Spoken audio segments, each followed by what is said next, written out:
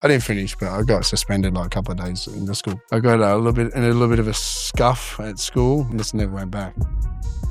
I progressed quite well in competing and fighting and stuff, and I had the opportunity to kind of go over to Europe and then fight in Thailand and stuff. Instead of holding me back a little bit, they just kind of signed me off early, and I just got to go and chase me thing and do that there. I feel like most fighters are half decent people. Yep. The facade that they maybe carry, or even like just the aura that they have, may seem like they're a dick.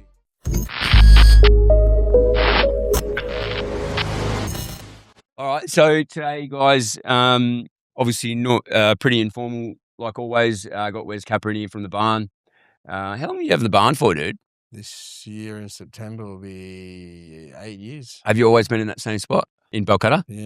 Yeah, cool. So I've probably known Wes, I don't know, probably similar, like just maybe the Eternal days, and then obviously come over to the barn on and off a couple of times, boxing, and couldn't wait to get him on. I'm going to give him shit because he was meant to bring his airplane hat, and he's been under the pump this week. A few coaches and that down, but that's all part of business.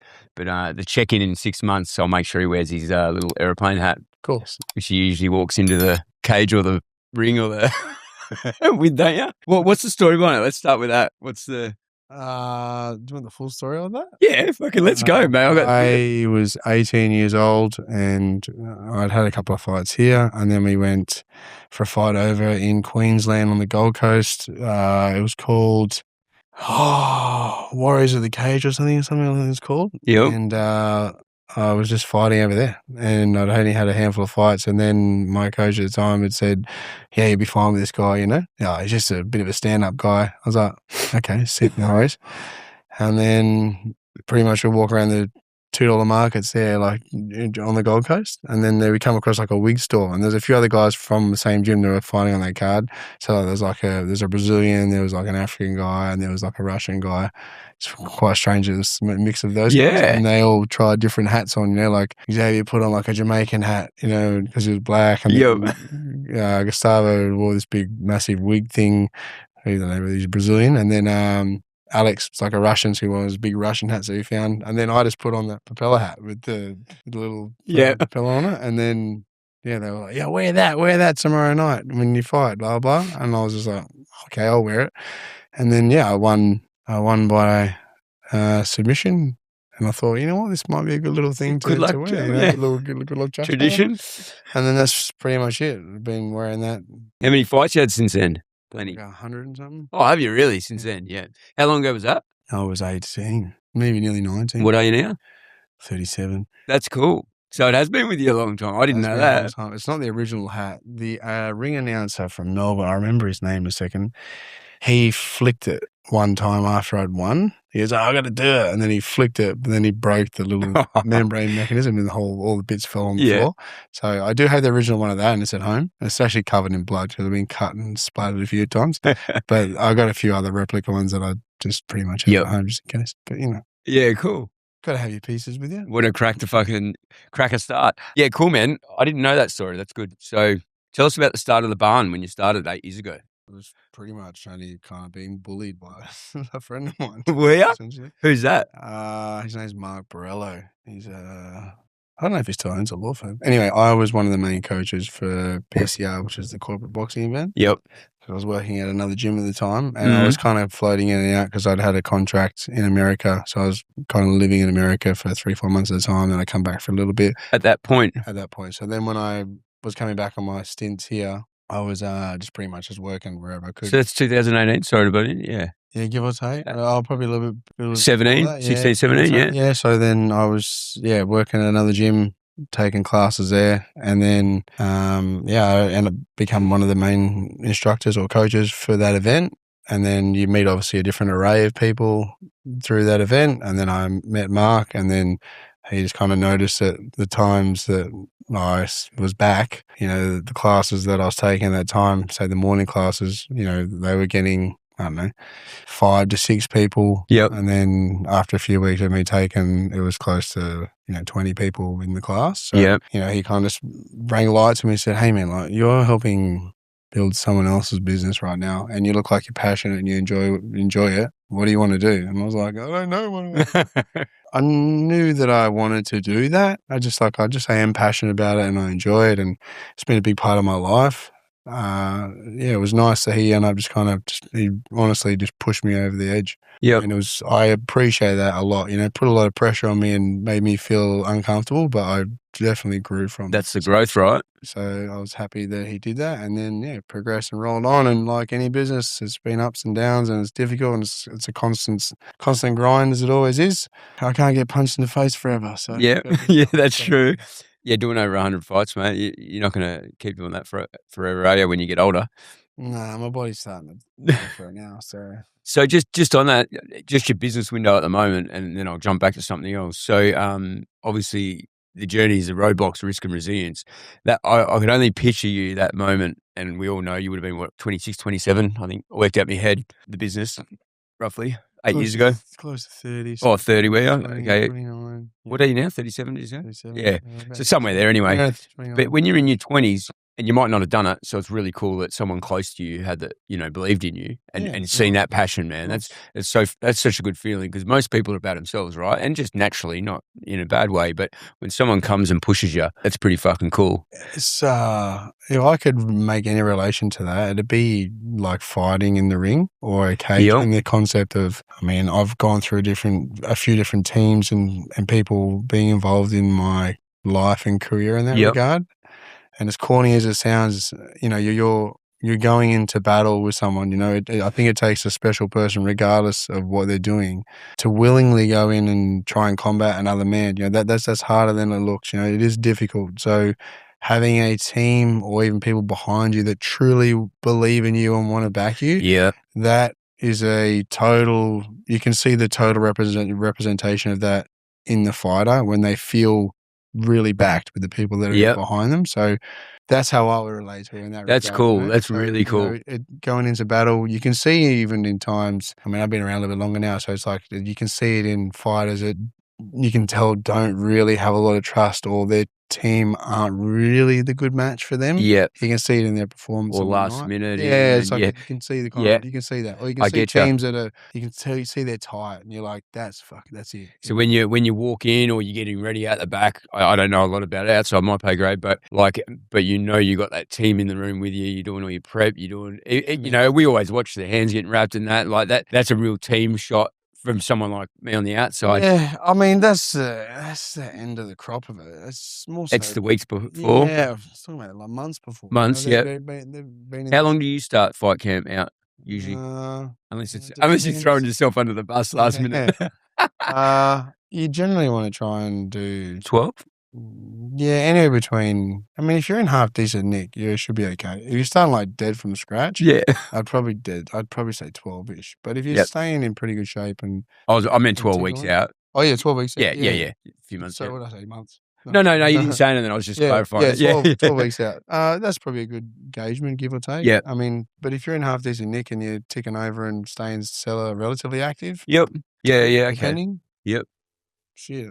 And sometimes you do it in less. Well, while we're on the subject, I was going to go back before when you started the business, but we'll do that in a minute. Tell us a bit about the fight camp when you go into it. And actually, you know what? Let's go back, because it depends what discipline you're going in as, right? Yeah. No, this is one thing I had in my head to ask you. Where'd you start? Was it kickboxing? No.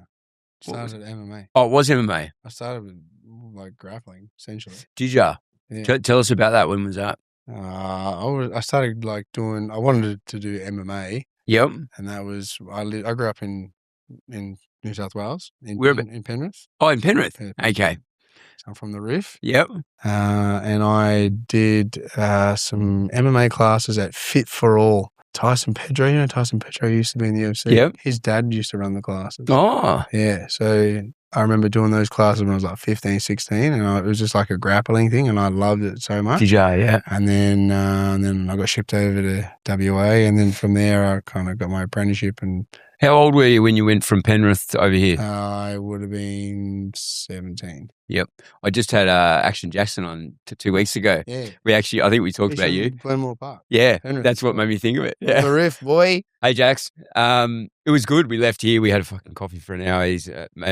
I've always obviously known of him and stuff. A heap of circles from Lee to fucking Macca to like, everyone knows everyone. But I never actually spent that much time with him, and it was really cool. And that's what made me think of it. You know, the Sydney, and he went back there for a bit, hang out with his dad, and then he come back and he really got serious. Yeah, so sorry, 17, Perth. There's not much else to do there. It's either getting punched up all the time or get in trouble or just get in trouble. Yeah. So definitely built you different over there. Yep.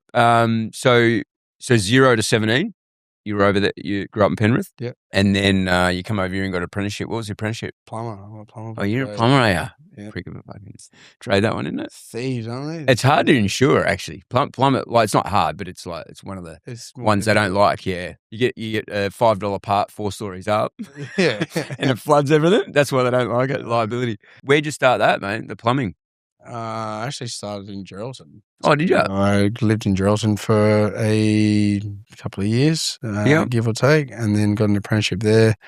Had a falling out with the owner of that. Yep. Little one-man band situation, and then pretty much a big company called Cooper and Jones, which is in Perth. They were going to do like the hotel something up there, and then that job fell through for them, and they pretty much said to me, hey, if you still want your apprenticeship, you can stay where you are and try and find somebody else, or you can come to Perth. And I was like, get me the fuck out of here.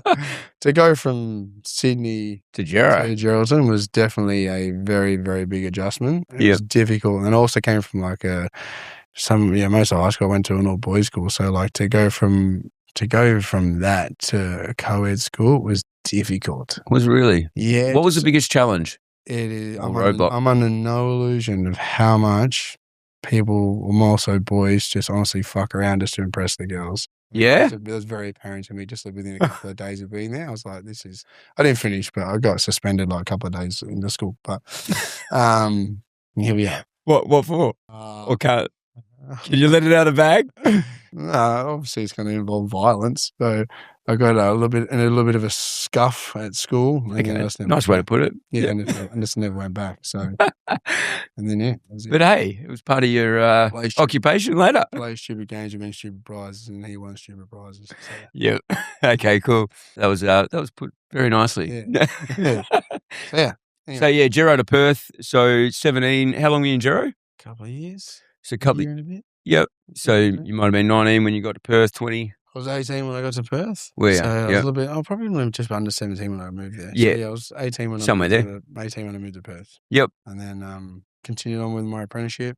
How long did that end up taking you with a couple of little jumps?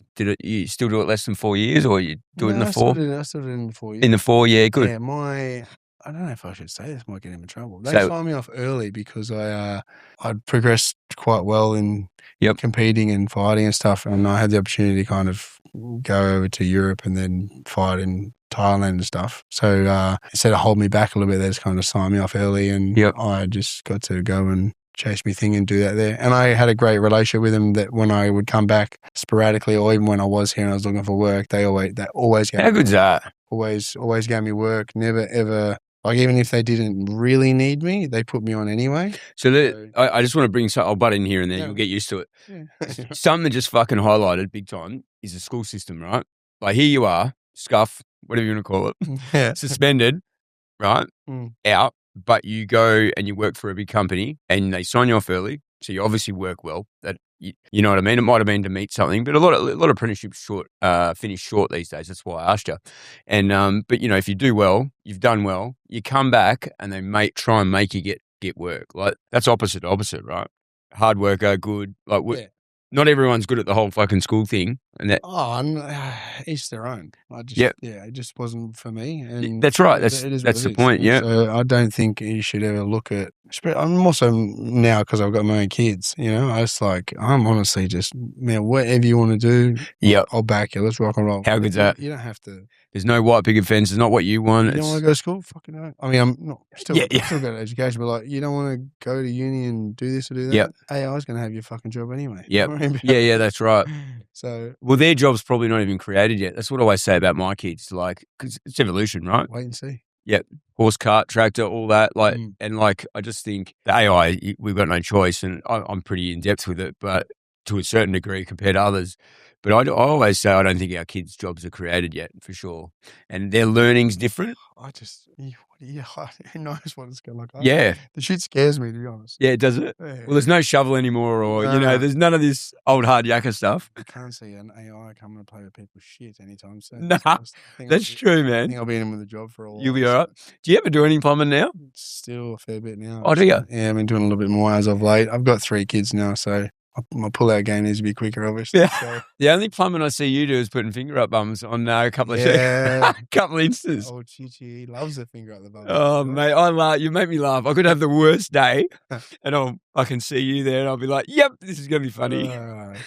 Anyway, so anything to do with fingers in the bum's always funny, isn't it? Always funny. Always with a smile. So yeah, back to Perth. Finish apprenticeship. Go back to the fighting bit. Where did it gel in Perth for you? Like, where'd you train and I went what to happened a then? few different gyms. Yep. And it was only because I was playing footy up in Geraldton and they were paying me like my fuel and stuff to go up there and keep playing for the team. But then like we got pretty early into the season and I got suspended for like half the season for getting into punch up with the Mullawar Football Club. So then I was like, well, I don't know, what am I going to do now? So then I was like looking for places to train and I went to a few different places. And then I walked into Mac 1. Yep. And then I just got a nice reception from them. Like as soon as I walked in. Yep. Hey champ, how you going? Like made me feel quite warm and fuzzy, and nothing was really ever. I don't know, nothing was really difficult. Oh, can I do it? Yeah, man, come in, try this. It was pretty laid back and pretty very inviting. So when would that have been? Shit, I don't know. I mean, I get punched in the face. You want to ask me about? Yeah, this is what this is about. What, roughly 20? No, I walked in at 18. Oh, at 18 when you come back. Oh, so you done it straight away when you come back. Yeah. Oh, good. 18 pushing 19. And I don't know him, but trained with Hab for 3 months, and then I had my first MMA fight after 3 months. Yeah, and nice. That was Belmont Oasis Centre, and that was against Ramel Laristro, who's got Quillen. And all them guys. Yeah, he's an amazing coach. Yeah, he's really, really good coach. Yeah, awesome. The time and effort that he puts into his guys, you can see that. Yeah, man, I really, really respect and appreciate where he's gone to progress those guys along, especially like Cody Hannon and stuff like that. All those guys are doing really well. So I wish all them nothing but the best. That's really cool, man. Because like that, obviously that there was 18 years ago, roughly. That you fought him, and just to see now both your journeys, and then you've got this utmost respect for him. He's got all these great fighters. Like it's really cool, eh? Like too many people get hung up on hating people, having hate with like, yeah, you are fighting each other, but I don't know, man. Even talking to Jackson the other day, man, he's like, he spoke about like even when he didn't think he's such a nice guy as well. Unbelievable. Yeah. And he's like, I think I should have won that one, but I'm actually still really good mates. I think it was Paul over in Sydney, Paul Fleming. Yeah. And he goes, man, I bring it up. I said, you still have banner over it? He goes, I thought I should have, but it didn't change the relationship and respect he's got. Like he's like, we're good mates and like we talk and like that. It's just so good to see. Why not? Life's too short to be hanging on to shit like that. Once you punch someone in the face a few times, that changes everything. You know what I mean? So it's definitely more enjoyable. He did say something to me. I don't know your thoughts. He said just probably how much there's still a little bit of corruptness in the game. What do you mean a little bit? Okay, I was trying to be really polite, but when he's come out, he talks about it a bit. Doesn't say anything really bad. He just said it was a big shock, I think, and understanding now. Yeah, politics and anything you do in life. It doesn't matter what we want to talk about. It doesn't matter what avenue you want to go down here. Yeah. When there's humans involved, when there's money involved, and there's going to be corruption. I mean, I've been on the long end and the short end of the stick. So what are you going to do? Yeah. That's it. Unless you have a fair bit of money behind you and a lot of backing, you're generally always going to be on the short end of the stick. So, So what makes you still fight now? I went through a stage where I was just like, I couldn't be bothered whatsoever. Yep. And I had a fair bit of time off, and I had a few kids as well, so I was just on the pump pretty there. And then, I don't know, I'll tell you when it was. I went and helped a few guys that were fighting on the next Eternal card. Yep. It's come back a few years ago. And I was pretty severely out of shape. Like I hadn't done any training and nothing really, and they were short on some bodies. So I was like, I'll just jump in. Like I was thinking to myself, I might be able to give you a few minutes here and there, like helping, like slot into these kind of, wherever they need me. And I went in, fucking towed them up, you know. Yep. And I was just like, man, I should have another crack. Just get in there. Why not? So that's pretty much the only reason why I did it. Yeah. Went in there and you jumped back on Eternal, didn't you? I think I might have watched you then. Yeah, on Eternal. Yeah. I watched a few of your fights. Yeah. It's good. A few of them. Yeah, a few more MMA fights. No matter what, we always get a laugh when you come in. It's good. 100%. Bit of banter and can't all be doom and gloom, you know. So how old are the 3 kids, man? Like, I'm going to try and piece them into the. My daughter's 7. Yep. My son is 3, and then my other son is 1. Yeah, nice. 7. Any more coming? No way. I'm gonna check my dick off. How and I suppose take your hat off to yourself, definitely, and but to your partner, right? Yeah, amazing. well, it's definitely.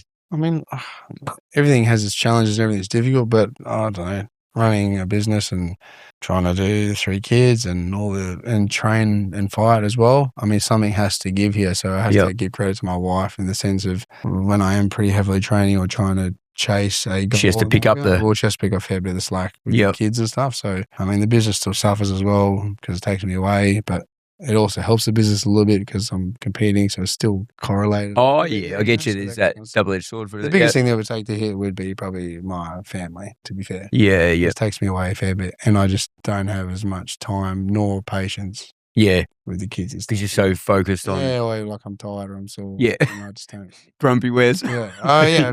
And especially if I'm cutting weight, I'm not the nicest person to be around, you know? I don't think fucking anyone probably would be. But being hangry is not ideal. So anyway, but she definitely picks up the fort a bit more in that regard, which is nice. So supportive. How long have you guys been together? Oh, shit. Or shouldn't I ask that question? No. You're coming on 12, 13 years? Oh, yeah, nice. 12-ish, 13 years, yeah. Oh, yeah, fucking 23. I was about 25. Yeah, 25. 25-ish. There's a bit of a grey area there, you know? 25, 26-ish, give or take. Yep. Yeah. So did she work in the gym? She did, yeah. She did, didn't she? I think I seen her on and off. Yeah, I was working there for a while. Until we had like our 3rd. Oh. And then it was just, we're still trying to do it with the 3rd, but it was just like, we just hate each other too much. It's not like trying to work together, live together, raise kids together. And then there's no makeup time, personal.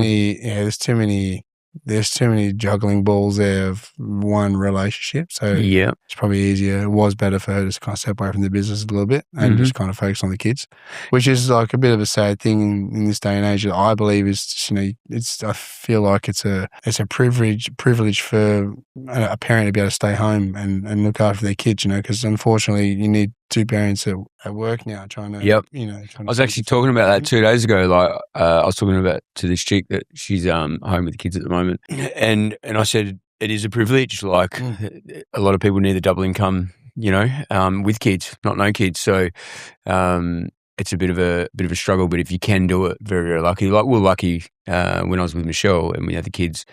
I think it was always great. Like, I might have done over hours, but I loved it anyway. It was probably my fucking getaway a bit, a detriment too. But Mish being able to stay home with the kids like that time with the mum and the kids is... Who's going to love your kids or look after your kids? Like you do. You do.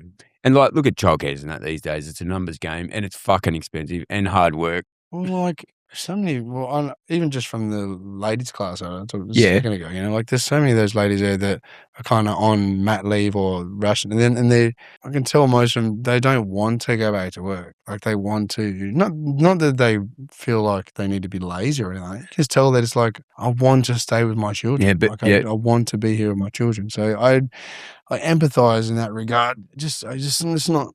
Yeah, I don't know. And I used to love like people that go, oh, is your wife work, all that kind of stuff. And everyone's got different dynamics. I love that my wife can go and be there early, ready to pick the kids up. You're not rushing, drop them, like all that. And then, you slip in when you can. But they are the rock when it comes to that piece. You don't realize, especially when you got business, like you train, that they hold that bit with not even talking about it. It just naturally happens, right? Yeah. And I think sometimes I probably reflected on it more when we split. It's like how much, like from having the kids to, just how much they are that rock. I used to tell Mish that, like, let me do this bit, I'll leave you do that bit, because they're unbelievable at it. Like, naturally, you know what I mean? No, it's just, I'm not sure I sound like a dick, but like, they're designed to do it. Yeah. Like they have that nurturing aspect, and I feel like the kids need that. Yep. And you don't know who's like. I honestly think it's just so sad that you drop your children off at 7, 8 a.m. in the morning. You don't pick them up until 5. Yep. You literally have somebody else raising your children. And sad. Like, I think that's sad. Yeah. Sorry. Yeah. No, I think that's just sad. And sad as in like. It's unfortunate that some people have got to do it. Like, I feel sorry for you. Yeah. It's like, I'm not sorry. But it's a bonus when you can. It's nice. It's a privilege. Yeah, people privilege. Can do that. Yeah, and I'm super happy for you. And if like people just gotta keep grinding and keep doing what they got to do, but like I don't know, it's definitely not the way that I. And do you know the little bit that just resonated with me, right? Like, obviously, us growing up, like, I'm 43, so I'm older than you. Sometimes there's people only older than me. In your prime. Yeah. I fucking love it, actually, 40s. Is the whole love piece and growing up. And, like, you're a bit of a hard ass. You grew up in Penrith. You come here, you've always fought. Obviously, look at, school and all that. And I mean that's the truth in it. And I probably grew up a little bit like that. But what we learn, I think, and this is just watching you and knowing you, is that you do show that opposite side a lot more than probably, say, our parents did, and I do as well, that love side and all that. But that's what the kids get from the mum if they get to stay home. That whole love piece and understanding and like the chat, like communication now with my kids. I know what I'm like. I try and talk about everything, whether I'm kicking their ass, whether it's like, well done, or you should be proud of yourself. Like, change the whole dynamics and the seen and not heard. Fucking, you're a kid, do as you're told. Like, probably brings back some, I'm guessing. Yeah, no, similar days. It's just different. I mean, it's no different to this whole AI conversation before. Yeah. You don't like I just feel like things are constantly changing and evolving just in general life for this day and age. I feel like blokes are probably doing a hell of a lot more just hands-on stuff with the kids than what they did, I don't know, 20 years ago, 30 years ago. Easy. I feel like dads are stepping up a lot more in that regard, instead of just, you take the kids and I'm going to the pub or, or whatever. Yep. That's a generic. It's a stereotype, right? I reckon we're in the best generation, though. I love being, I think I said it maybe in Jerry's podcast. I think we're in a really lucky generation, like me and you. I can be really old school. I love the traditional stuff, but I also love the modern and being that shift probably in my family or the generation. I love that. Like, since I split, I've held a mirror up and learned a lot, right? Like self, development, like we all do. Yeah. And I no doubt you have, because I can just tell by the way you act and you're with your kids and you're joking and all that. Yeah. Like, you wouldn't get our parents fucking getting on Insta and but different times, I suppose. Different times, right? But that's what I mean by we're lucky. But if we follow the sheep, we probably wouldn't do it. But people like me and you don't mind either getting laughed at, getting out there. But like, even doing this, how much people message me? You get the odd ones like, what are you doing? I get more positive than anything to do with the kids. I put heaps up about the kids, right? And that's probably a bit of a me thing, because when I first split, it really kicked my ass. Yeah. So now it's like I try and have the best quality time with them. But like, you're pretty similar. Like, you don't mind putting stuff up, being funny or family, or like even sharing now, like, and men wouldn't do that before, even guy to guy. Like, you got to bottle those emotions up. Yeah, suppress those, push them down, push that shit way down. We're gonna talk about that shit. Tears. What are they? Half a glass of concrete. Rubbish. Please. Yeah. No, I don't know. And it's good seeing it from guys like you that obviously, you're sharing, you're going through, you stereotype, you're a fighter. So everyone thinks, that big tough guy, but you go meet, and no doubt you are, but you go meet fighters and all that. They're probably the most disciplined people and the most evolving and learning. Like, look at Jackson. Yeah. I'm like, he is a poster child of what we're talking about, right? Yeah. And he's been through, we talk more non-boxing probably than we did. Yeah. And he shared heaps. It was really cool. And very similar, like. I feel like most fighters are half decent people. It's just the facade that they maybe carry, or even like just the aura that they have, may seem like they're a dick. But honestly, there are a lot of dicks out there. Yeah. Wrong, but most of them are pretty good. Yeah. So.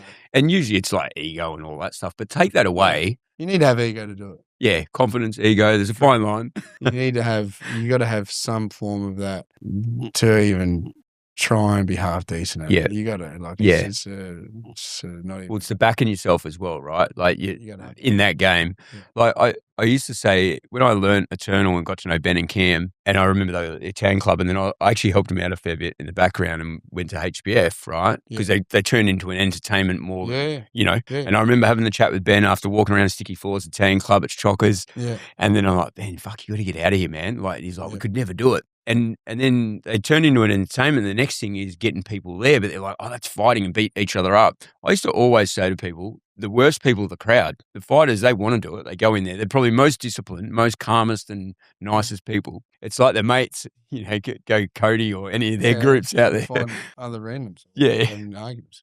Rubbish. It's usually the crowd. The fighting, like combat sports, is really disciplined, really, like all round. Well, you got to be, I suppose. Yeah. I went to the bare knuckle with a few lads in Townsville the other month. It's a bit rough now, eh? But nothing happened outside, I don't think. It was really good because no one wants it, so Townsville had it. They took it on. Mate, Queensland is the wild, wild west. Yeah, especially up there. Dude, they got no... I don't even think they have a commission there. Like, there's... Don't they? Dude, if you want anything that's remotely maybe a little bit... left field? Risque... You go to Queensland. Like, they will do anything there. Is that right? That's just the wild, wild west. They don't give a shit. Yep. They'll do anything there. WA is probably the strictest, I reckon. Melbourne's pretty bad. Well, it took a bit to get the USC here, didn't it? Yeah, like WA is probably the most stringent with a lot of things, but Melbourne's okay. Sydney's, they're probably in the middle. Yeah, but Queensland, you can do whatever you want there. You spent much time in Melbourne? Yeah, fought there quite a fair bit. Yep. Trained there a fair bit. So 17 and under. What was it like growing up? Penrith, parents together. How many siblings you got? Give us a little. I got 4 siblings. So my mother had me. Were you the runt? My mother had me quite young. So Mum fell pregnant at 18. So then had me young. And so then my biological father was never in the equation. Yep. So he was never in the equation, left and whatever else. And then she met my stepdad and then essentially had my next sister, who's 7 years younger than me. And then we pretty kind of grew up together in some regard. I was pretty much out of home by the time we got such a similar story. Yep. Yeah, and then kind of out of home before she even kind of started high school. Yep. And then my mum had like a midlife crisis, and instead of buying a red Ferrari, she had 3 more kids. So my next sibling after that is my brother. He's 22, and my brother's 21, and then my sister's 17. Oh, wow. Yeah. So she's in year 12. She was in year 12 this year, I think. Yeah. So no Ferrari. Definitely no Ferrari. I'd probably paid enough to get a Ferrari. Yeah. But can I ask, and you don't have to touch on it if you don't want, are you close with all your siblings? Do you just get along? Do you not? Because there's a few years. Nah. The odds are. It's hard to... I probably speak to my brother the most as of late. Yeah. Only because he lives here now. Oh, does he? So he lives here. When did he come? He's gone to uni for a few years here. And then he's got like a free membership at the gym. So he just kind of comes in and does bicep curls. Thanks, bro. And then he leaves. I'm like, you can do some squats. Look at those fucking bitch legs, man. Like, chicken legs. I've got fucking toothpicks sticking in those. Yeah. Anyway, probably speak to him. But probably mainly only probably only him really. Yeah. I've had a few miscommunication situations with the other ones. So probably mainly only him. And then the other ones, I mean, I'm so much older than them. I just like, it's hard to... When they get older, probably might change. Maybe, yeah. Like, I'm just at a totally different stage of life. One's, my other one just started. He's doing a plumbing apprenticeship as well. So he's like a few years into that. And the other one's still at high school. I'm 3 kids deep, dude. Like, I'm at a totally different life position than what they are. So, what am I going to do? Yep. A little bit more effort probably wouldn't hurt, but don't know if I want to do that. Yeah. So what about your mum? Do you talk to your mum? Not really. I don't talk to mine for a few years either. I love it a bit. Really. She's a beautiful woman, but for certain reasons, just old school mentality. I wish she'd probably pull her head out of a bit. It's really hard to deal with, especially when you're like positive and just want to continually grow, or evolve. And then I'm over here, obviously. She moved over here for years. One of my sisters did. We'll rekindle. And I've actually sent a Mother's Day and birthday messages longer than normal, just to try and like, it's up to you kind of thing.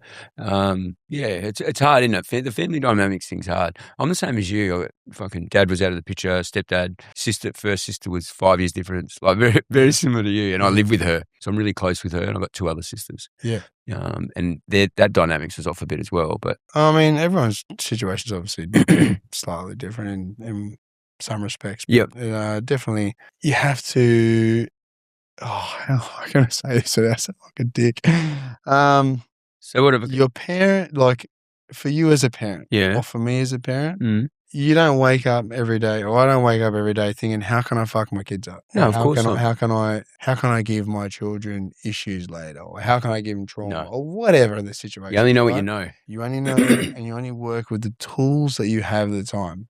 And for that, I can't be upset with your parents, or have animosity for her as a teenage single parent for the tools that she had. Just like that, I can't fault her for whatsoever. It's the other things progressing on after that, the things that have moved on, and it's probably more so of a reflection that I probably need to do some more growth for myself. In the concept of she's not going to change, and I need to accept that. And if I can't accept that, then I need to kind of really remove myself, and that's what I've kind of done a little bit as of the last few years. Is I just at this position I'm at in my life, I just can't accept that that's how she is. And it's a bit of a shame because it's my fucking mum, dude.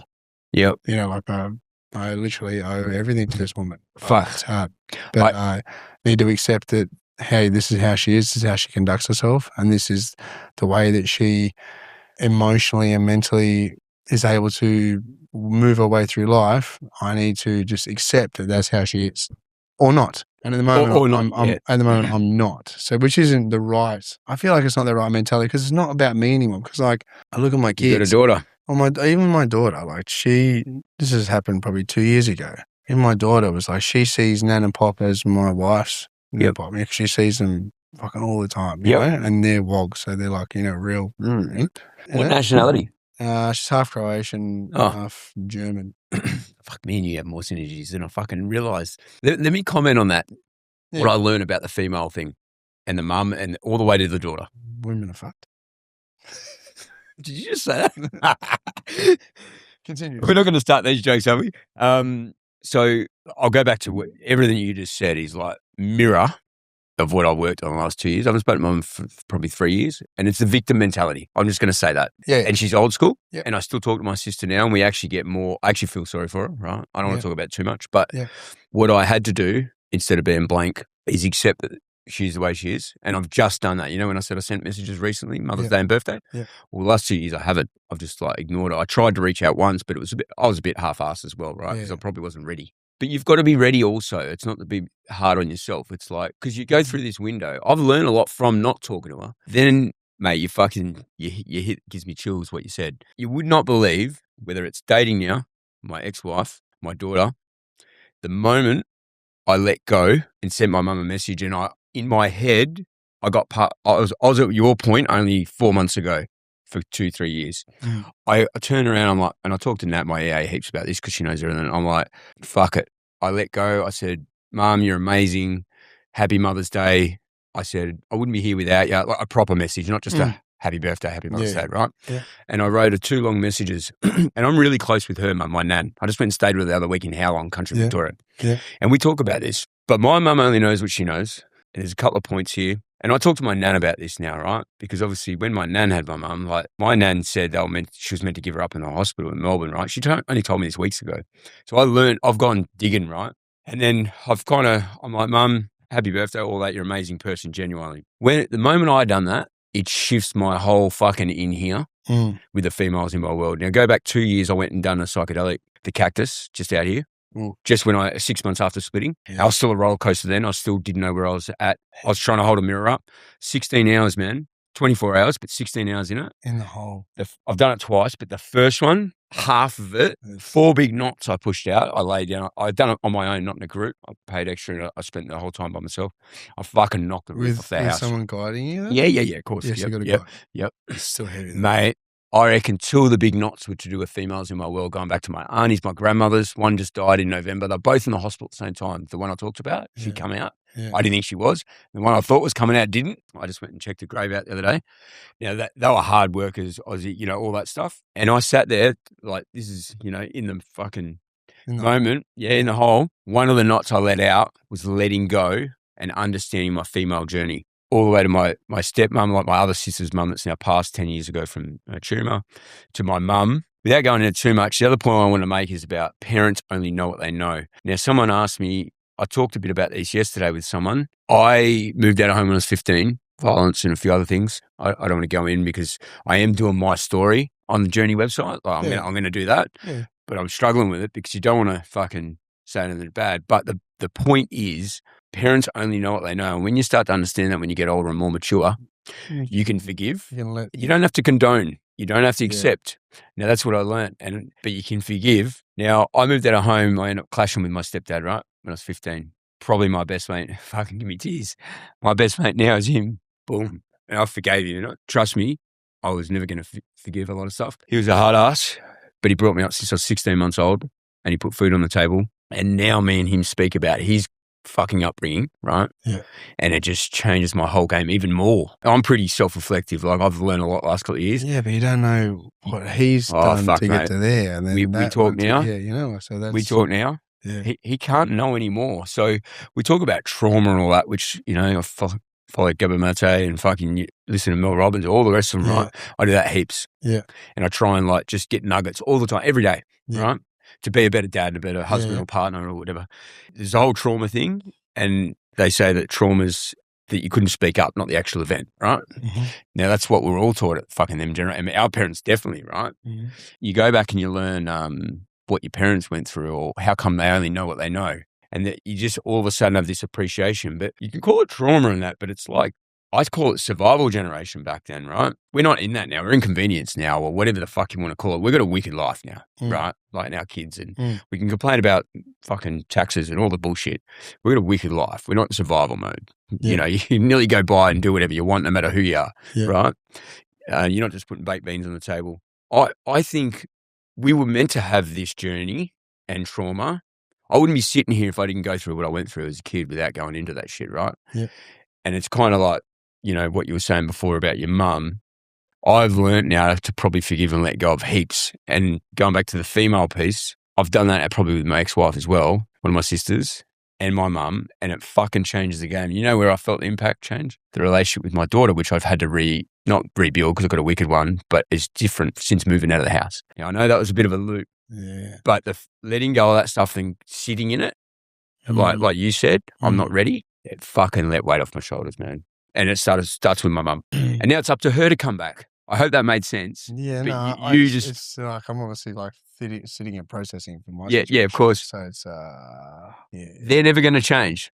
But can we be part of their life? Can the kids? Because we're only holding up, like, you said about your daughter. That's why. Yeah, she's 7, right? That's what I was trying to say earlier. It's just, she sees Nan and Pop as them, and she just couldn't understand the concept, a couple of years ago of, trying to say, hey, you can have another Nan, you have a mum. You have a mum, Dad? Yeah. Yeah, I have a mum. And show like an old picture of her, like tiny, being like, wow, you have, what? And then trying to piece it together for her, you know? And I don't know your scenario. Like, obviously, it's all everyone's is different. But when you said it before that, I'm not ready, but hopefully one day I can be, or whatever it is. Like, because in the end, take all the bullshit aside. You're still the kid. Unconditional love, up and down, both ways. They're still your mum, like you said. She's still my mum, and I think that's probably the bit that hit you before. Like that's the bit that always hits you. It's like still your dad, still your mum, even not your biological dad. They still brought you up. 100%. Like, even whether it was hard or not hard, like even half my traits are like, yeah, even that situation in itself, for him to step in and fill the void that was missing, or coming and taking in a single mother and then wanting to grow a family from there. That I mean, I know it makes it probably a little bit easier when there isn't a father in the scene. It makes it a little bit easier when it's usually just a single mother, because sometimes you can have crazy toxic ex-husband or ex-partner or whatever. So it makes it probably a little bit easier that he could kind of slide into that. Do you talk to him? No, not at all. Okay. So no one. Yeah. Man, he's a good dude. He's a good guy. Yep. That's cool. Nothing bad to say about anybody. It's just life has thrown a few curveballs, and people haven't called them. I think that's probably the point I was probably getting at before, is no one knows. There's no rule book. There's no right or, like you said before, we don't wake up in the morning. Like my parents, I can guarantee they didn't. Deep down, they're all good people. They've just had their own They don't know how to handle it. Working with the tools that they have, right? And that's why we go back to us. We're lucky, man. I hope so. Well, I think we are. I think, from the whole socials and just the way we conduct business or being a parent now, it's like... Oh, totally different. Totally different, man. It'll be different again. Imagine when our kids have kids. When I'm old and decrepit, they're... No, knows. So what's... So how long, just quickly on that before we shift, how long was your stepdad in your world?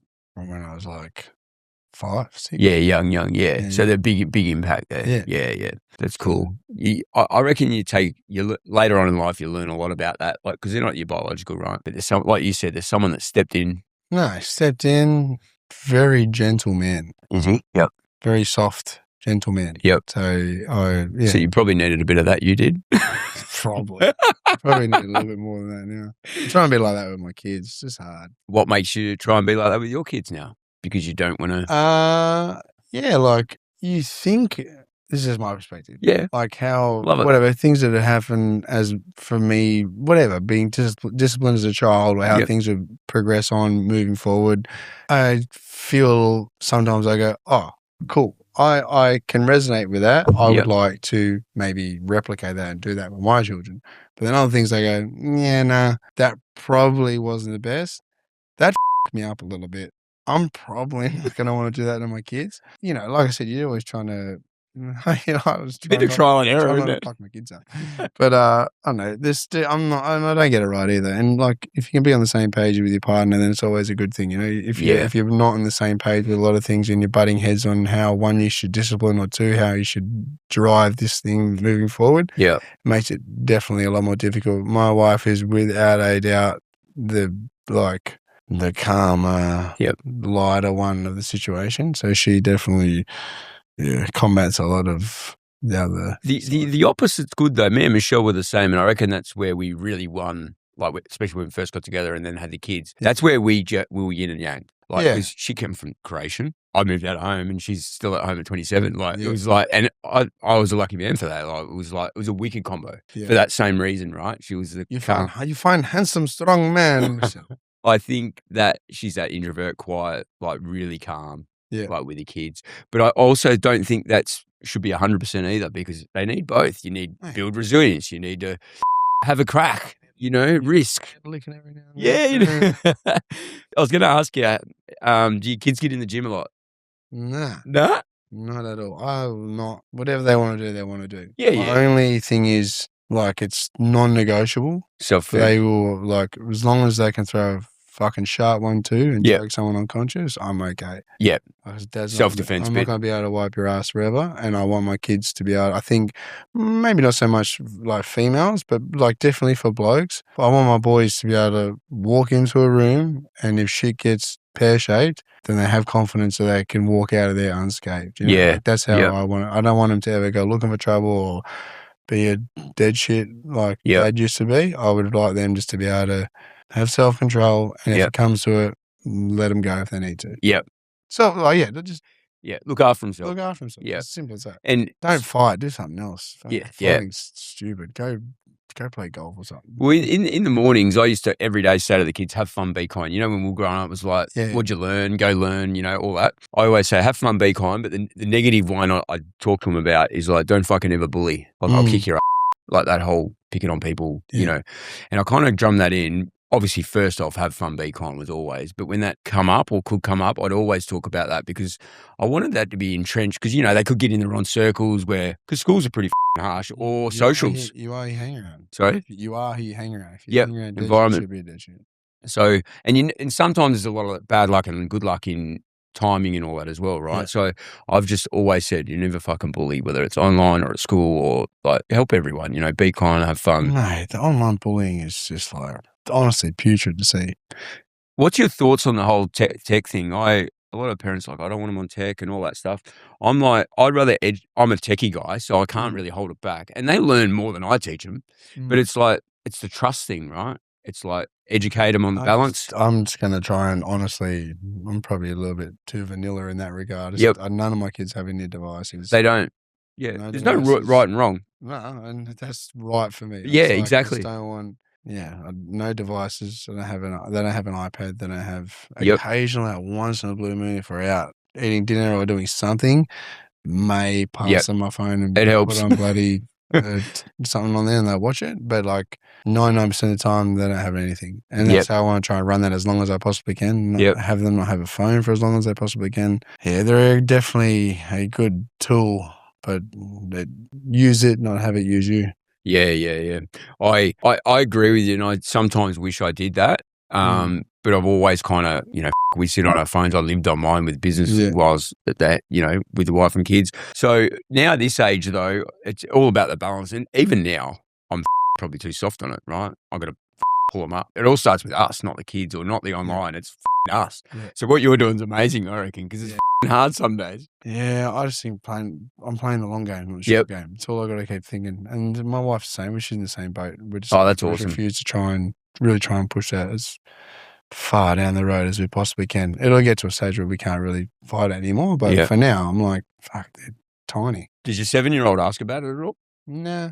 No, because you haven't brought it in. So that's the best. Don't even get it there. I'm probably gonna sound like a weasel right now, but like I'd say for the first 4 to 5 years, like my daughter thought that like dessert was blueberries. Because we just didn't really give her much like ice cream or other foods. Sugar. Yeah. But now, no, she's a fiend for it now. But like, Daddy, can I have some dessert? Yeah, sure. And she'd have like frozen blueberries or whatever. She still has frozen blueberries now, but with some ice cream. You don't know what you don't know. So, I mean, like I said, you can only push that envelope for as long as you possibly can. See how we go. Yeah. Is she Daddy's girl? Oh, it depends. Depends on the day. Depends on the day. She definitely loves Mum. Don't know. What about the other two? It's hard. The 1-year-old, he's just like, I don't know, he's starting to come into his own right now. He's like good. Middle one, he's a dick. Yep. He's a dick. Such a dick. Is he more like that then? I don't know. He's like, just middle child. He's just a dick, but I love him. Love you, Lenny. It's a good boy. My daughter and I probably clash a fair bit, I think. We might be a little bit similar in some regards. Yeah. Probably clash with her the most. Do you really? Yeah, clash with her the most. Question for you. No right or wrong. Like when you do clash with her, because she's 7, and I probably learn at 5, 6 to change the way I do things with my boy, actually. He probably taught me heaps at that point. Yeah. Like when he was getting angry and all that stuff. Or we'd have an argument, and it still happens now and then, but I just approach it different. But if you have a little tiff with your daughter then, if you clash, probably because you're alike, that's usually what happens. What do you do after or before or when you see it coming? And this is a curious question. My first initial response just through how I am is obviously the louder I get, the more I'm heard, which isn't the case. Yep.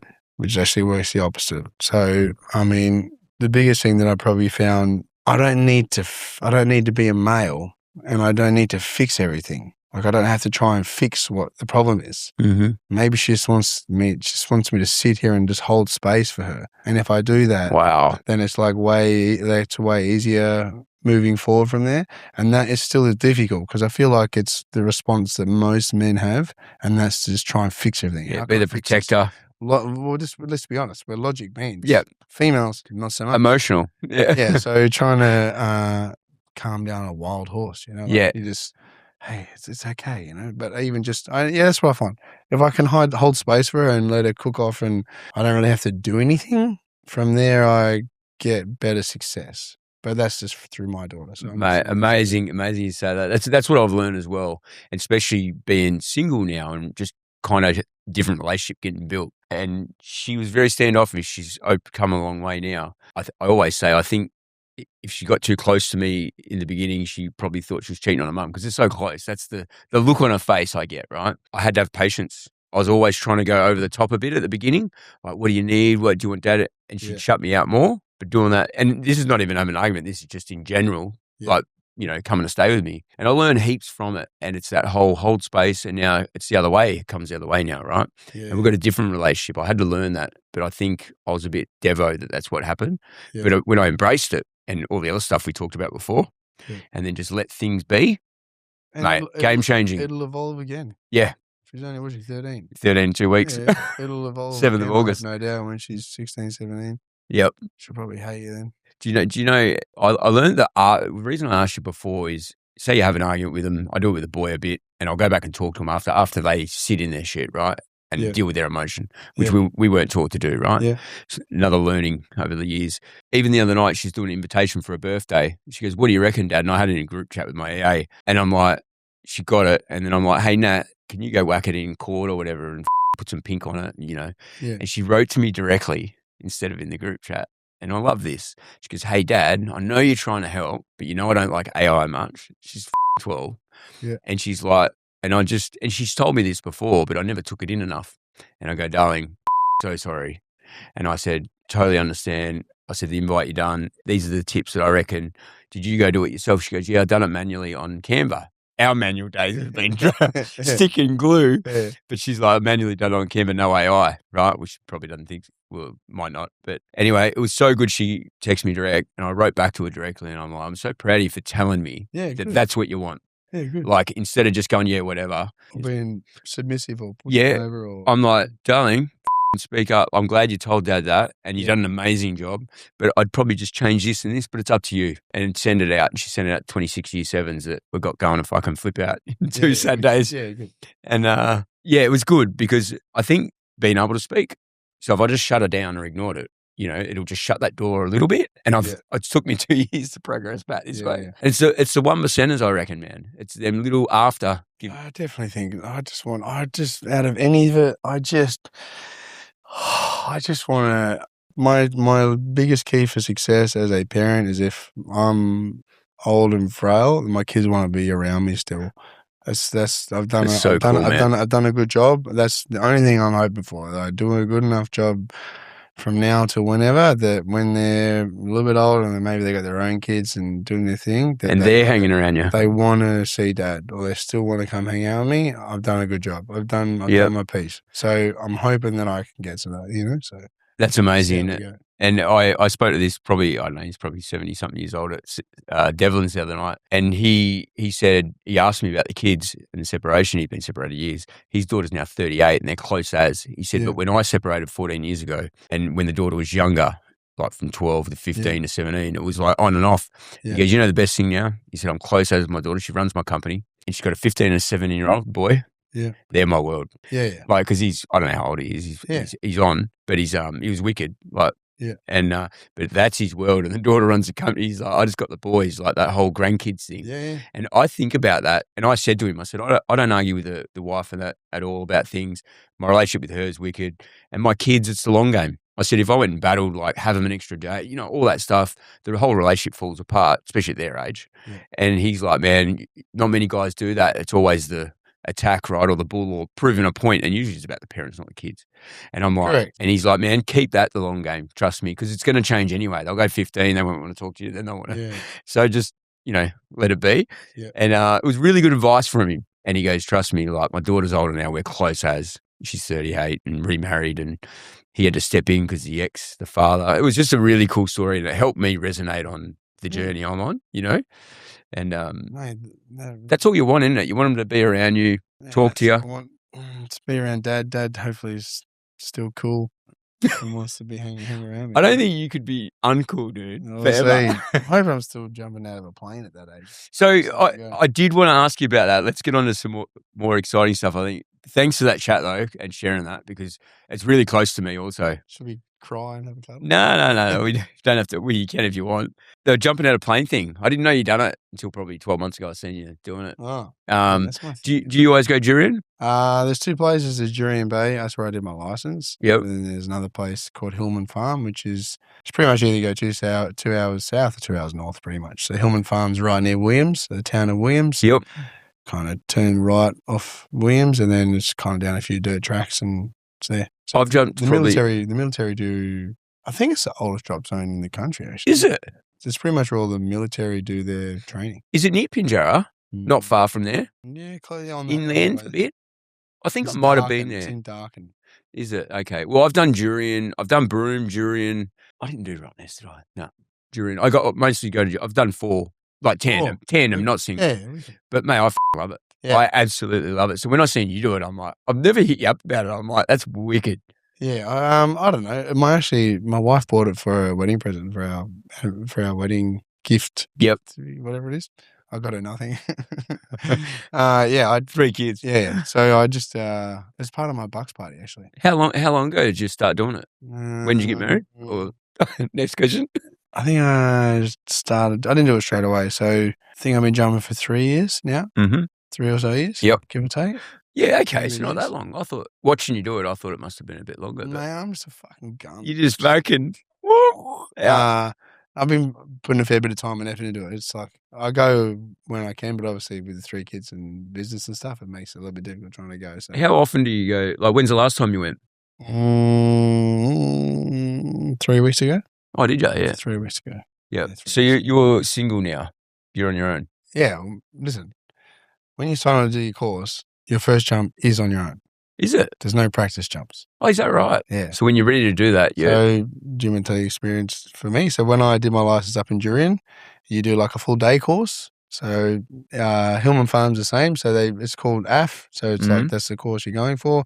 Pretty much do a full day of ground school, just all the theory ins and outs, and they run you through a few little practical things. And then pretty much I went to sleep, woke up the next day, which was a Friday, and then you do your first jump. Hillman, I think, is a little bit different, but JRNY, I did a tandem jump with my tandem instructor he was my instructor for the day. Yep. So we did one tandem jump, and he pretty much talks you through what's going on, blah, blah, blah. And then 45 minutes later, you do your first jump by yourself. So you jump out of the plane, 2 instructors hold on to you when you leave. All they want to do is just see that you can stabilize in the air and fall on your stomach and touch your handles. Make sure you can pitch. That's pretty much it. I mean, they're designed to open. So, like, I'm not trying to downplay it. Like, I'm sure, yes, it is dangerous. You're still jumping out of a plane, but like, they're designed to open. You know, they're made to open. Even with some really terrible, horrible pack jobs, they will generally still always open. Yep. So, I mean, and you got a backup chute on them. You got a reserve. So it's a thrill. Obviously, I've been chasing a thrill of getting punched in the face for so long. I feel like my wife at the time was like, he's obviously not going to do that forever. I'll try and see if I can get him something else, maybe to fill that void, you know? Yeah. So it's definitely been filling the void for me. So it's awesome. Fuck, you might give me that spark because I want to do it. I want to do the actual course. Do it, let's go. Yeah, I will. Yeah. I love that stuff. It's definitely, it's good fun. Last time I did it was probably 12 months ago. Where at? JRNY. I've done it about three times. I think one of the times I went back the next day. I've done it again. Yeah, I love it. Love it. The feeling. I'll be your outside camera this time. Yeah? Fucking oath. So I'll hang out of the plane. That'd be wicked. We'll look at you. Let's do it. We can hold our hands in the air. If you feel comfortable, we can kiss in the air as well. If you feel comfortable with that. We can have that hug. Hug in the air. Let go. We should, I should go do it, and then we should just check in 6 months later that I do. Hey, 2 months. Hey. Let's take let's take this. Let's do it. And do it up there. Perfect. I've always wanted to go do it properly and do it more consistent. And the consistency is the key. I'm hopeless at consistency, right?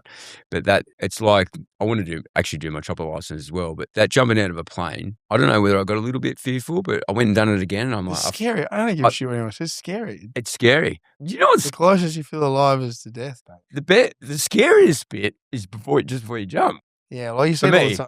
Yeah, it's the same with anyone. Like, I've taken big groups up from the gym, and you see it all the time. Like, as soon as you open the door, and then when you open the door, you go the bench seats, and you turn, you look, and you see the people on the bench seats, and then it's not until the first person leaves, all the people that are on that bench that see the people leave, because the people on the other side can't really see them leave. Yeah. Once you see the depth perception of how quick you fall out of the sky, Yeah. you see their faces like go from like that to like they get pretty. You can just see it straight away. So I obviously enjoy it. So I recommend doing So it. you do it, no problem now. Oh no! Like if I haven't gone for a while, like you said, currency is definitely a big thing. And like if you want to talk about deaths or injuries or anything that goes on, like any injuries or deaths that happen, get sent to me because I have my license. Anyone that has Is that right? Yes, anybody that has a license gets sent, a coroner's report within like a description of what happened. This person has really severely injured themselves, or maybe potentially they've died. And it's all sports jumpers. It's all people just trying to thread the needle just a little bit more, and they're all landings. All of the deaths are landings. Are they? So the past 3.5 years or whatever I've been jumping. So it's not chutes not coming out or anything. No, they've all opened. They've all opened. It's just them coming in to land. So it's generally swooping. So they're coming in, hooking in, coming in at anywhere between, I don't know, 80. That is such a good feeling. Well, they're coming in pretty fast. And all they do is have to, misjudge their altitude by a little bit and they hit the ground and see you later. So is that right? Yeah. So generally, that's where the currency's at. So if you're not going enough on that regard, then the landings is going to be your issues. But it's so addictive in the sense of just trying to improve on in the sky because there's so many skills and maneuvers and things you can do in the air that don't seem like they're much, but they're super difficult. So you can do a lot of practice at the tunnel that's here. Yeah, I was about to say, do you go to iFly? Yeah, I go there as much as I can. Yeah, and I've been there a fair bit. Just get in there and it's harder than you think. Like once you go a bit. But like you said, that's what I thought of straight away. iFly, like when I went there to try and actually learn properly, like the little bit of movement of your body, and you're like, yeah. So and then you throw incorporate having a parachute on your back, and it adds things, makes things a little bit more difficult. Yeah, you got so it just depends. An object. Yeah, so that's cool, man. 6 months. Well, I can go up sooner, but yeah, it'd be good if our recap's something like that because I'm trying to do remote. I'm actually going to the cafe to Simone next week to do the podcast. And I'm going to go down south for one, over east, golf course. I'm going to do one in Bali. So I'm going to start doing some remote ones. Yeah, where can? Yeah, it's cool. Just try and break it up than just being here. And or in people's stores or, really turn it up. But jumping in a plane, I don't know which bit we do, but we could cut a bit of it in. Definitely got to put that in there. Yeah. How fucking good would it be? You screaming. Wes! Save me. Yeah. So I touched on, that was one thing I want to touch on. You brought it up. The other thing is, like, what's moving forward now, man? We've peeled back a few layers there and a couple of close points to you, but with the barn, with the fam. I don't know. My kids take up so much of our time now just because they're just doing so many, like they're doing extracurricular activities after school. Yeah. So what do they do? Oh, netball, dancing. What's my son do now? Kids sport where they do like a different sport each week. So one week they do cricket, then soccer, then basketball. Oh, so they get to try out a few different things. And then, he obviously goes, Daddy, I like this, Yep. And then we do like Jimbaroo, which is little, stuff. So they're all doing different stuff like that. Just at the gym, and I'm been plumbing a little bit more lately, which is not ideal because I hate it. But gotta do what you gotta do. What do you have to do at the barn if I can stop the plumbing? Like, what's the next 10 years for the barn, you reckon? Similar to the conversation we had previously for this camera being on, as I'd like to just not be in it as much. Oh, yeah. Like I'm in it a lot. Yep. Like I'm taking most of the classes. I'm trying to do all what's the biggest challenge, getting really good coaches or consistency or you letting go or? No, I've gotten pretty good at letting go now. Yeah, let go of the ladder rungs so the next one can come.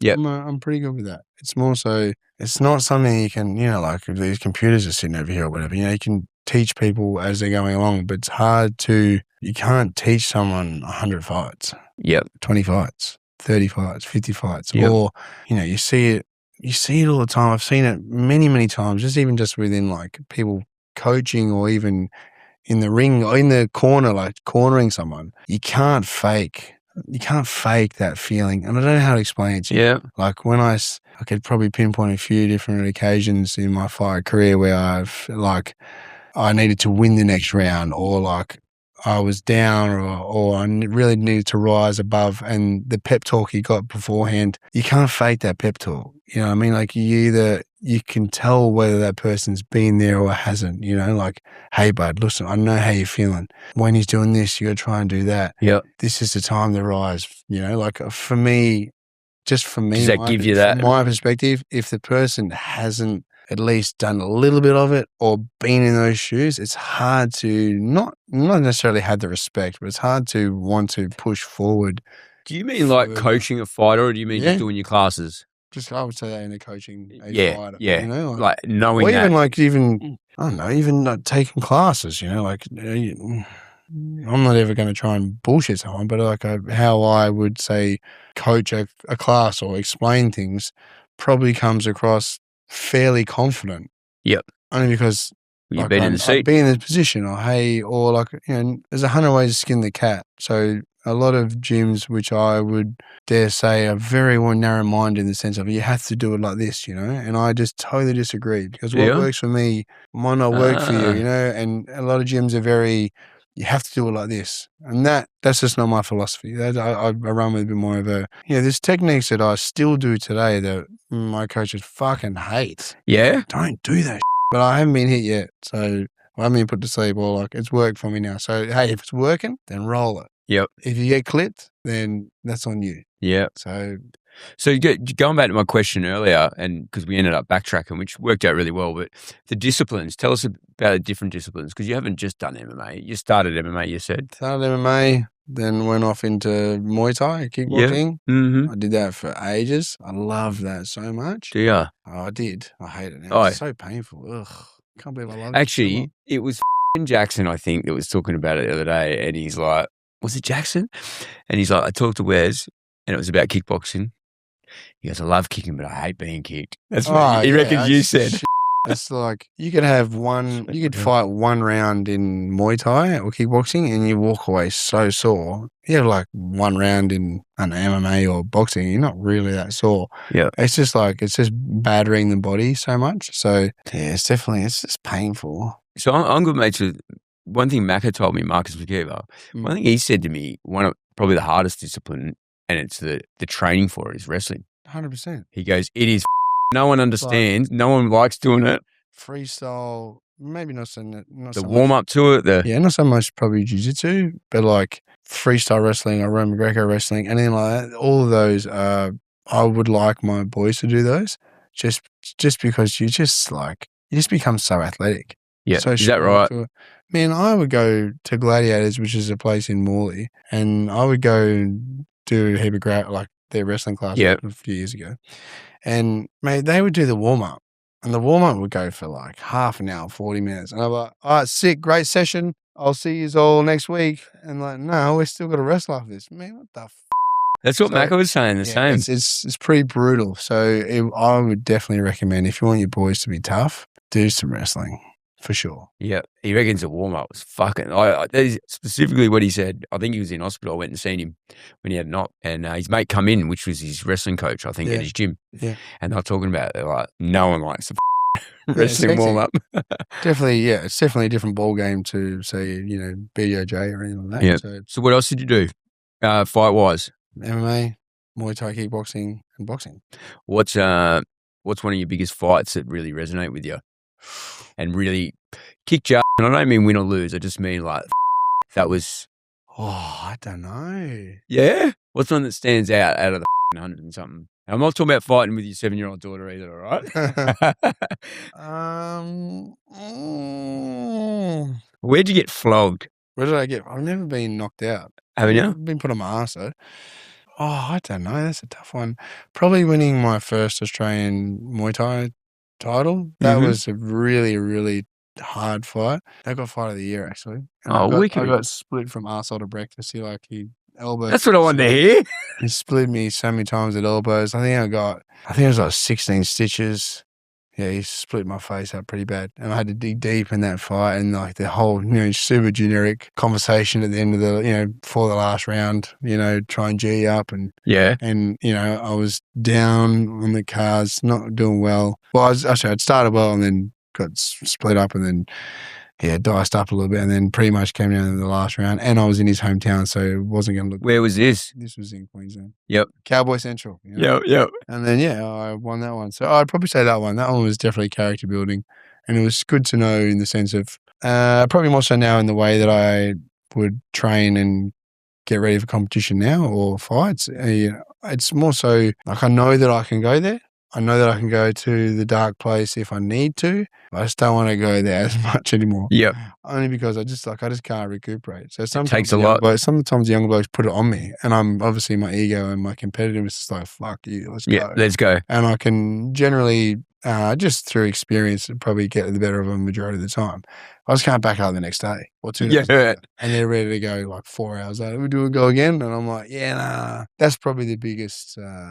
So Queensland, whereabouts in Queensland was it? That fight was in Logan. In Logan. What promotion was it? Can you remember? No idea. So fight of the year. That's pretty cool, man. That was a good fight. And it's good. You answered all my questions. You're like, I got split up. Yeah. Fight of the year, and I built resilience and character. Like, how good. Away with a piece of metal that really means nothing, but means something to me. So. Yeah, of course it does. Yeah, so how long ago was that? How old were you? Oh, shit. I knew you wouldn't want this question, but I don't like these questions because I don't know. It gets in your timeline. I would have been roughly 23. Oh yeah, okay, yep. 23, 24. So you come out to Perth 18, started training M1, and then and then you went and done a bit of that. Where were you training then to do that? Still at M1? Yep. Oh, you were. Yeah. I was going to touch on this before. I don't know Javi, but he's got a really good name, mate. Yeah, he's been around for ages. Been around a long time. Been around forever. He's had a lot of people come in and out of his gym. Yeah. He's been doing his thing. Yeah, it's when you've been doing it that long, it's hard for majority of people not to know you or know of the things that your gym or your business has done. So yeah, he who refuses to give up cannot lose. So yep. So definitely. Run with that. Doesn't quit. Yeah, that's right. So a lot of you fighters, do you only ever catch up at like promotions and stuff, or do you talk a lot, or have you got some you're closer than others? Yeah, like I got a few boys, like businesses and coaches. I got a few boys that obviously I've trained with for God knows how long. Yeah, and we still chat like daily. Yeah, like generally from a group chat, which is obviously I would not show my wife. No, anyway, it's pretty bad. Bunch of lads. Yeah, so we talk. We're all pretty tight. All want to see each other do well, and all try and help each other. So always trying to sharpen each other's sword in some respect of always trying to get together when someone's got a fight coming up. We generally try and match it or get around with each other and try and help when we can. So yeah, I mean it's nice to how many fighters you had lately jump in on any of the promotions? I've got a guy, Danny, at the barn who's like pretty much like kind of head coaching most of the guys now. He's got a fair few guys that jump in domination, which is like the MMA side of things. Mm-hmm. Probably start branching into some kickboxing, I reckon. Oh, we are. Got a couple of guys there that are pretty good. Wouldn't mind chucking them in. Yeah? Yeah, I'll see how we go. They haven't had a fight? Not yet. Oh, so you give them that. It's more so like, I know how much a coach meant to me, more so like early on, like they become everything to you. Like they're your psychologist, they're your dietitian, they're your bloody therapist, they're your shoulder to cry on, they're your person that lifts you up, brings you down, puts you in check. You wear a lot of hats. That's the standard that I would like to be held to. And for the time being, maybe not so much now, but definitely slightly previously, I'm investing too much time into myself still wanting to do it. And I just wouldn't want to let someone down like that just because I know how much it meant to me. And that's the standard that I would like to uphold. So that's some wicked values, man. If I can't hold that standard, I wouldn't want to commit. I don't want to commit to someone like that. So it's definitely something that I would want to do in the future. I think I'd do good at it. Like coaching them into more fights. Yeah.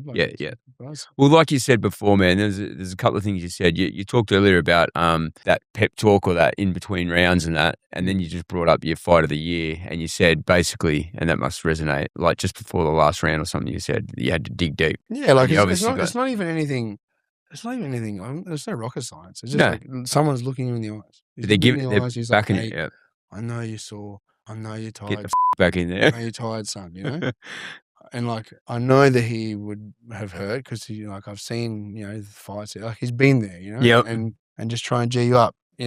Listen, this isn't, forget anybody's, forget this. This isn't about anyone here. This is for you. The next 3 minutes is for you, son. Gives you that little all that hard good. work you've done. This is it. Show me you want it, son. Or something along those lines, you know? And that just brings you up. So how's just a bit left field, how's Ben Vickers one? His pep talk. What did he say again? Keep pinging the cunt. Keep pinging the cunt. That's super scientific, though. How good was that? That's Ben. Yeah, it was Ben. So it was gold, actually. It was a good moment. And the other one, I think you said, I think you were just talking about how close your coach is and the team backing you going in, you know, like I could see you, you know, with your values, which you're really passionate about, like that's what you emphasize on every time we're talking about the gym. Like you go get a couple of fighters and you commit, like you said, you don't want to, like getting that, you need a big team. Your thing would be getting everyone to make sure that they're 300% behind them. Like that, you're already off to a good start, right? Just be tight. Yeah. Just, you know. How many people does it take going into fight camp and all that, the support, besides family and friends and, you know, it's the focus bit, right? Training. I personally don't think you need a big team. Yeah. The biggest thing is going to be bodies for you to work on things and different looks for yourself. So it's amazing that there's actually quite an array of, say, MMA guys that are coming out of Perth that are like kind of breaking into the scene for UFC, which is like crazy. Yeah. Because we're the most isolated place I know. I think the ratio, like I remember 18 months ago, Cam talking about like the ratio of Perth. Yeah. Like per capita, per popular, you know, whatever it is, it's off the charts. I don't know what it is. But even in saying that, just the amount of bodies that are here aren't a lot.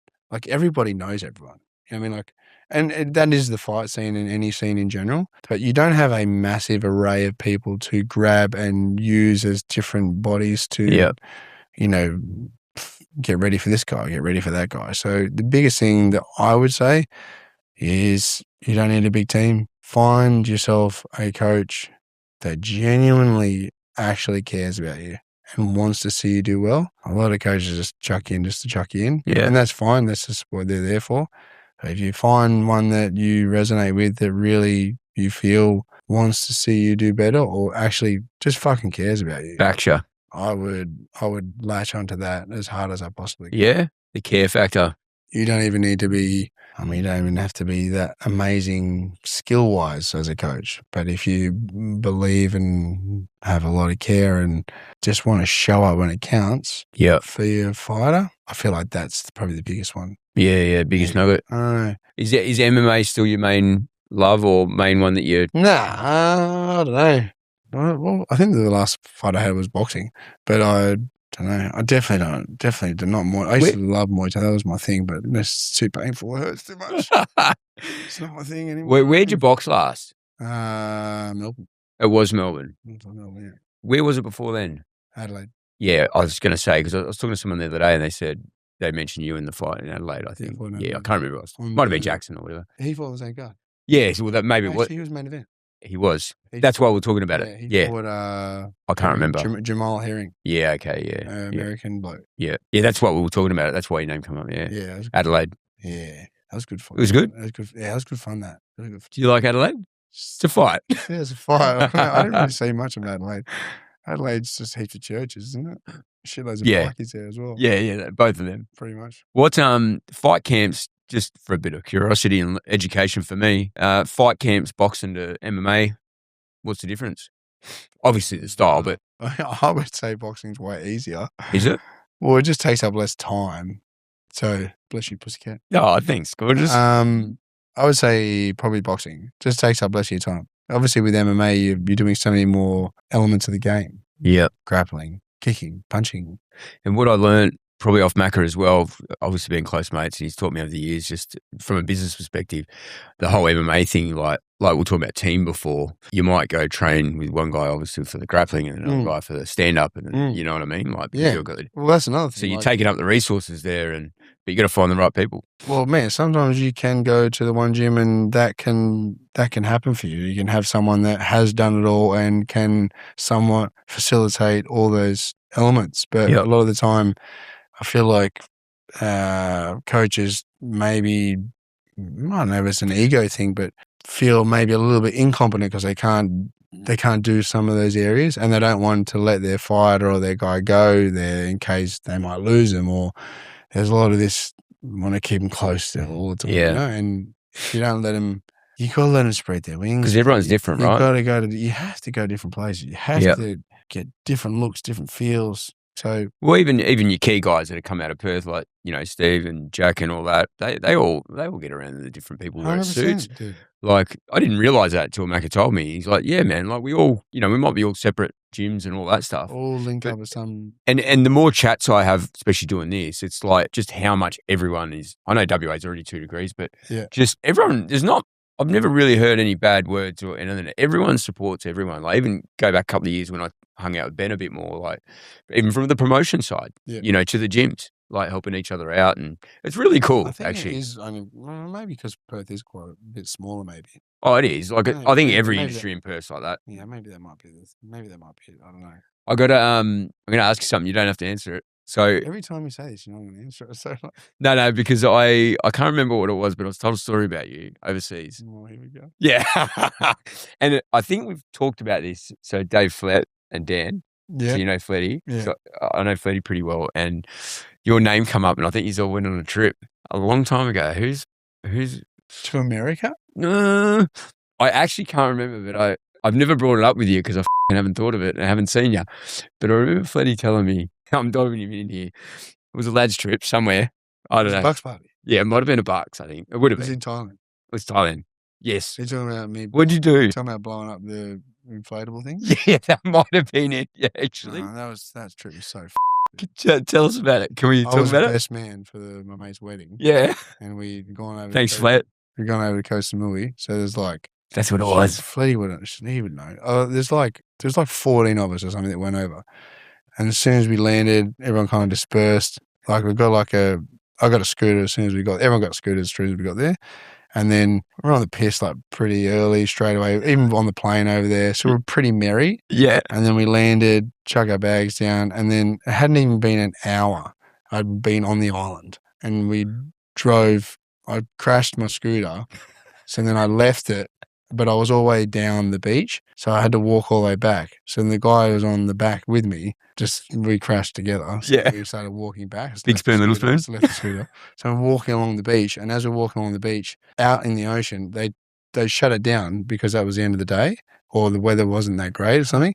And it was this big inflatable playground. But what they did is they tied all the apparatuses together, and it was ages out. And then we end up seeing 2 other boys that were on the Bucks party, but they'd stopped at one of those little bloody hut places that sell piss on the side of the beach. Hey, what's going on? And then they pretty much said, oh, you won't swim out there, Cap. And I was like, no way, it was miles away. And then something as simple as like, I knew you wouldn't, poof. Yeah. I was like, took all my out, and I swam all the way out there. And then it took me ages to get out there. I finally got out there. And there was a reason why they tie them together, because they're all one big mass. Yep. When they open in the mornings, they let it spread out and they're really far apart. Anyway, cut long story short, I actually, I'm not trying to talk it up, but I'm pretty close to, I nearly died. Yep. Because I climbed up this pyramid thing and I thought it'd be sick if they'd see me from the shore. I'd do this flip, and I tried to do this flip onto the trampoline. So there was a trampoline element on the water, but there was I'm picturing this. So I'm on the top of this dome, and I jumped off to try and do this flip, but I lost my footing. And when I lost my footing, I landed on the side of the trampoline, which burst the apparatus. And so it started sinking, but then my foot had got stuck into it as it's sinking, and it started pulling me down. So I'm like trying to rip my foot out. Fuck. This thing stuck. I mean, I shit bricks, mate. Yeah. And then I finally got my foot out, come up for air, and then it was like, holy fuck, I nearly just died. And then I swam all the way back. And then once I got back, I would have, this is how smart the Thais are. They followed us. So we had walked a couple of k's back to our hotel, which was on the beach. And they knew we were. Well, they must have followed us. Yep. So then we finally got back to our rooms, and we're all on the same level, all like 2-3 in a room, whatever. Yeah. And then I was like, we're all pretty merry by that stage, and it was still daylight. So like, as we got back to there, all of a sudden I just got bombarded by like 4 or 5 Thais coming and grabbing me. You pay for this, and I was just like, what are you? I was like, like pushing them away and whatever else. And all the other boys that were there were like, did nothing. And this is a true testament of what mates are for, or that's where a true mate is. The groom, who didn't know anything, had nothing. He had no idea what had happened. I was in the wrong. Yep. He had no idea. He's come and started swinging. Just no Did he? Yeah, like pushing this. So he's a big boy as well. I started pushing this guy out of the way, pushing that guy out of the way. And then, in the end, I ended up doing like being on the run for like a day and a half because I just refused to like pay them because you got to pay this. I think it started off at about $600 Australian. I was not paying for that. You bloody put a bicycle patch on your pump. You'd be right. And then I pretty much just said it wasn't me. Yeah, I was on the run for a little bit and then finally caught up with me because I didn't go back to my hotel room because I was worried about them coming back to that room. So I just went and bunked with one of the other guys at the hotel next door, and that's where I pretty much stayed. But then I left some of my things in there. So, it's like, I know, as a bloke, I didn't change my shorts. I wore the same shorts the entire time I was wearing, no jocks. I went back to my room and then that's when they came and grabbed me again. They got me again. So, but then I had to pay them off. So I had to pay off the extra. Well, no, because then they got border control involved as well. So I had to pay the people who had the inflatable facility, then I had to pay the police, and then I had to pay border patrol. So it was like 3 different lots of payments. And I couldn't get all money out of my account because it had like limits on their little ATM there. So at the end of it, I think it cost me like $1,750. And I had to borrow money from a few of the guys. A few of the guys had to go take money out for me, and then it had to steamroll from me borrowing money from 4 different guys. I borrowed money off Fleddy, so I borrowed money off Fleddy, Weeksy, and a couple 2 other guys. Whose wedding? Bucks was it? It was Daniel's wedding. Oh yeah. So his wedding. Yeah. And then Fleddy was Fleddy was there. Anyway, that was an expensive trip. Worth it though. That was good fun. We're still talking about it now. What a because when we worked out, I don't know why your name came up ages ago, probably a year or 2 ago. I was with Fleddy at dinner or whatever, having a beer, and he's like, "Yeah, Dan's fucking really close with Wes. They're like best mates." And then we got chatting. We actually lived with each other for quite a few years, and then we lived around the corner from each other for a few years, and then now we both moved house, but didn't discuss. We knew we were both like buying like another house somewhere else. Yeah, and now we live around the corner from each other again, but just not. That was only just by chance. Oh, so yeah, funny how it works, isn't it?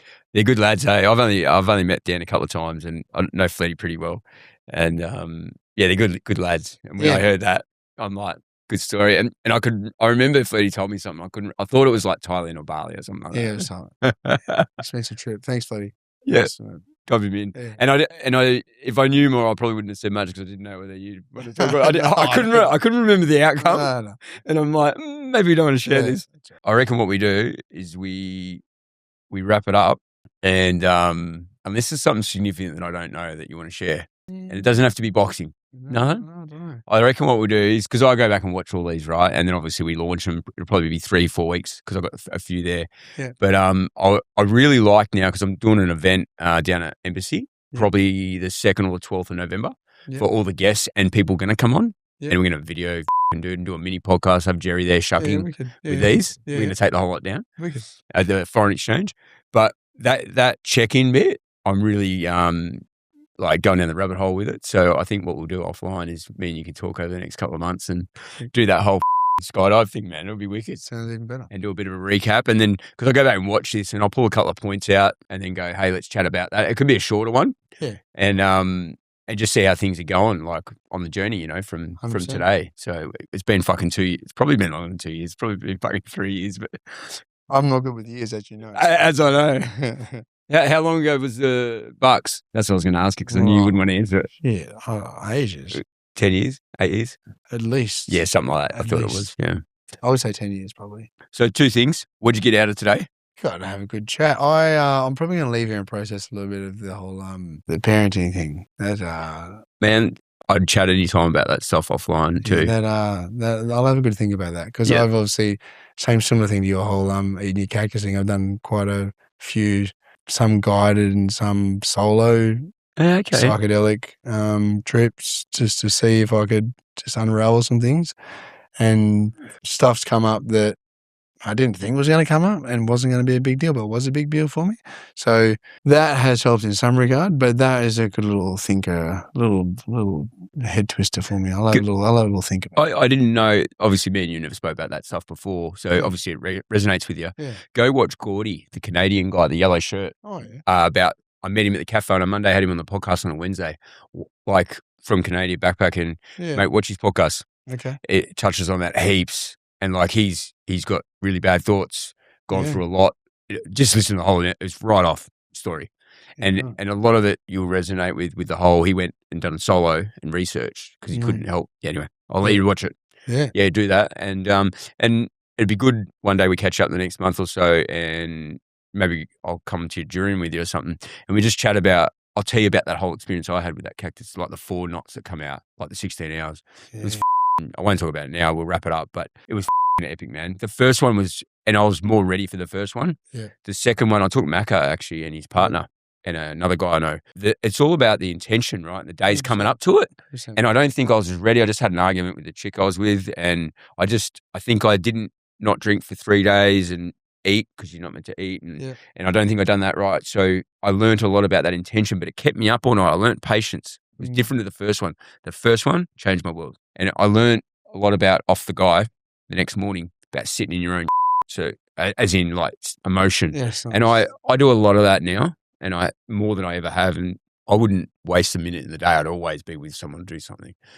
And that moment, that night, that next day, that taught me to go and eat by myself. I'll go to a restaurant now, eat by myself. I'll sit at home by myself now. Still not where I want to be. Because you still it's all avoidance, right? And feeling. 100%. And you know this. Yeah. So it'd be good to chat about one day. I think Let's do it. now that I know you, similar wavelength there, especially with the whole parenting thing. Like, there's so much processing in that, man. And we only know what we know. Let's ride the wave. Let's go. All right, next one. So that's awesome that you got that out of that, man. If I get one nugget or resonation with one, and usually not your occupation, it's usually a personal thing. I love that, right? It fills my cup. Yeah. But the next thing is who could I, 1 or 2 people I could get on, or get you to intro me to if I don't know them. To have on here? Yeah. I always ask this at the end because I get my team to not it down and follow it up. And geez, put me on the spot. Yeah. And they don't have to be this guy or this guy. Everyone's equal. Everyone's like, it doesn't matter who they are. It's like, and this is the best thing about this. It's the compound network. It's so good. Yeah. Man, I don't know. Who do you want to dob in?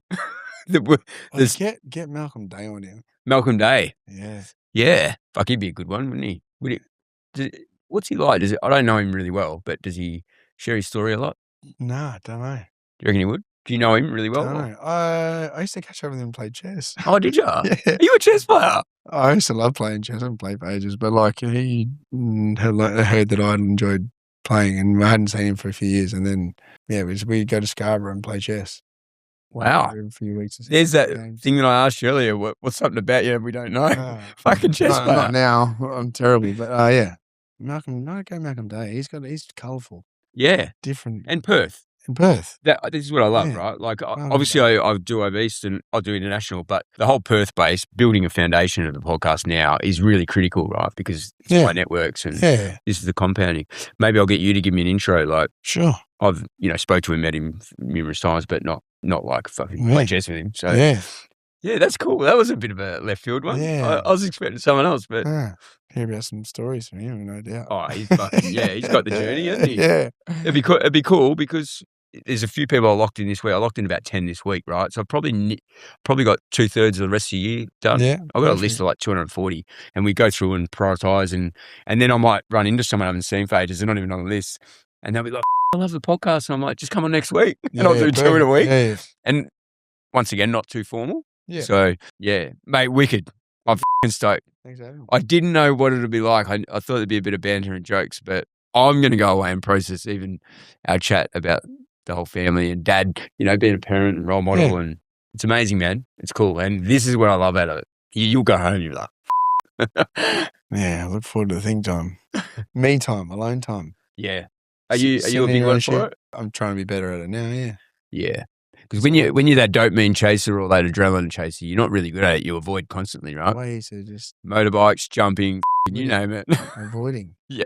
And I got told that 5 years ago, right? Like it's all avoidance, Paul. Even starting businesses, going to work and being in the office 15. I'm like, no, I love it. I know now. Just running away from it's like, what's your priorities? What moves the needle? Now it's delete, 100%. delete, delete. Add back in when it suits. 100%. All right. Right, it's done. Cheers. Thank you.